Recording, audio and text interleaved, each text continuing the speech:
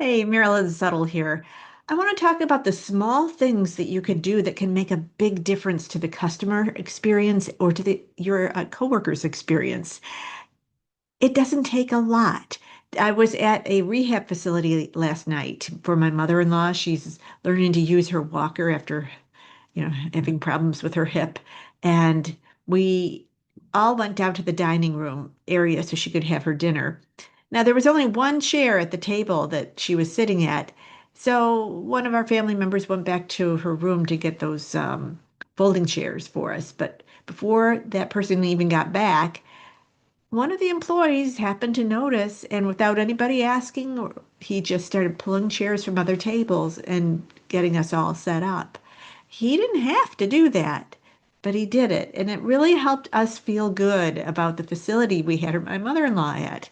Another thing that happened just this past weekend was my son and daughter-in-law's 12-year-old husky passed away. That's a painful loss.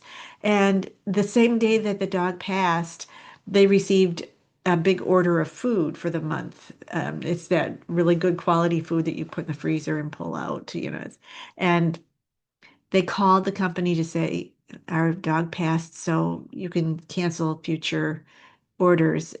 Well, they went above and beyond. They said, we're going to reimburse you for the order you just received, and feel free to donate that to another dog. It's a kindness. It's not something that's written down that you have to do.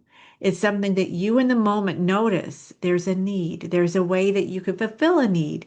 And it won't take a lot of your time, but it makes a big difference to the other person. And this is something that you could create a culture of as a leader by example, looking for the little things you can do that make a big difference. I know when I was speaking for Jack Canfield on his stage, and he had 400 people in the room. And I noticed after he got off stage for a break, he walked by and he saw a plastic cup just sitting on the floor. And he had people for that. He had other people to pick that kind of thing up. But no, he reached down, he picked it up and threw it in the garbage. Small thing makes a big difference for the people that are on his team. They see that, oh, he values that. He's not above picking up a plastic cup. So all of us can do small things at any time for a coworker, for a vendor, just a nicety, a small little gesture. And it might seem little, it take you practically no time, but for that person, it makes an impression. And those are the kind of lasting impressions that make people feel good about where they work, who they're working with, or who they're buying their items from. So that's my tip for today is look for those opportunities to do small things that make a difference for somebody else.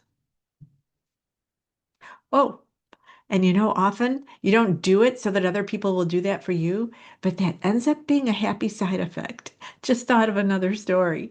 I was at a coffee shop and the person in front of me was in a bad mood and was very angry, just really ranting and raving at the service provider. And she was holding her composure, but you could see she was rattled. And so when I went up to her, the only thing I could think of to help her was to say, "Hey, you handled that situation really well. I know that wasn't easy, and you really, really did a great job." And she was so grateful. I ordered a small coffee, and she gave me a big cup. She said, "You deserve the biggest cup of coffee." I was not saying that to get a bigger cup of coffee. Um, but it's just the way that human nature works, right? When you're kind to another person, when you do that little something extra, they call that a lan-yap, a little something extra, it creates that environment around you as well.